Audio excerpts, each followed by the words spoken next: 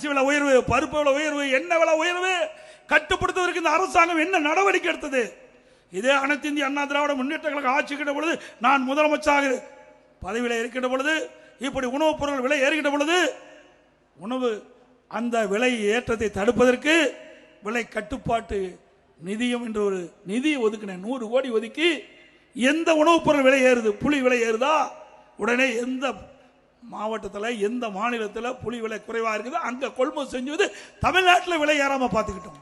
பருப்பு விலை உயருதா, எந்த மாநிலத்தில் பருப்பு விலை குறைவு அங்கே போய் நம்முடைய கூட்டுறவுத்துறை அதிகாரிகள் கொள்முதல் செஞ்சு தமிழ்நாட்டுக்கு கொண்டு வந்து பருப்பு விலை உயராமல் பார்த்துக்கிட்டோம்.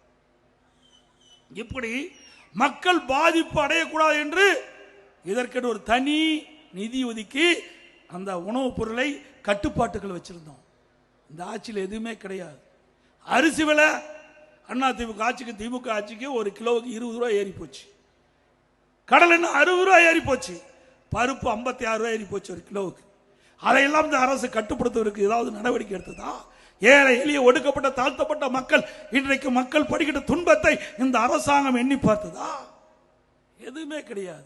முழுக்க முழுக்க குடும்பம். அந்த குடும்பத்தில் என்ன வருமானம் வருது என்னதான் சிந்திக்கிறாங்க.